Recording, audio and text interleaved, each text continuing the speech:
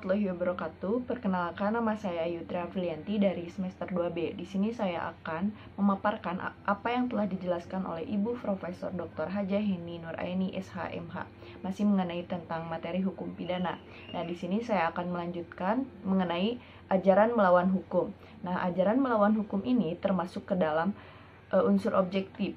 Kenapa? Karena satu perbuatan dikatakan melawan hukum apabila perbuatan tersebut dirumuskan dalam undang-undang.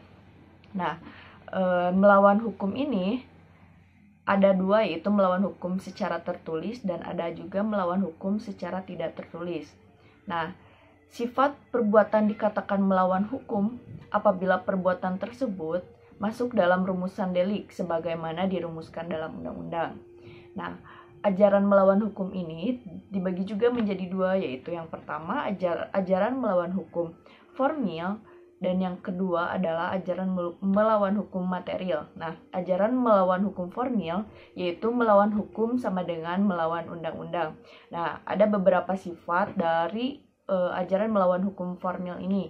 Yang pertama, perbuatan itu bersifat melawan hukum apabila dirumuskan sebagai tindak pidana dalam undang-undang dan diberikan sanksi. Yang kedua, sifat melawan hukum dapat dihapus. Nah, apabila diatur berdasarkan undang-undang. Dan yang ketiga, melawan hukum sama dengan bertentangan dengan undang-undang tertulis.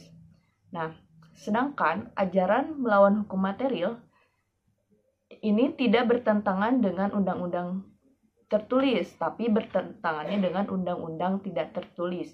Nah, jika dilihat ajaran yang paling luas ini yaitu ajaran melawan hukum material. Nah, di Indonesia pun menganut ajaran hukum material. Nah, ajaran hukum tidak tertulis itu maksudnya yaitu hukum adat. Nah, material ini juga dibagi juga menjadi dua, yaitu material yang berfungsi negatif dan material yang berfungsi positif. Nah, ada sifat-sifatnya, yaitu yang pertama bukan hanya berdasarkan undang-undang tertulis saja, tetapi juga berdasarkan asas-asas hukum yang tidak tertulis atau living law. Nah, yang kedua, sifat melawan hukum dapat dihapus berdasarkan undang-undang aturan tertulis. Nah, tadi sudah saya jelaskan bahwa di Indonesia juga menganut aturan material, yaitu adanya hukum adat.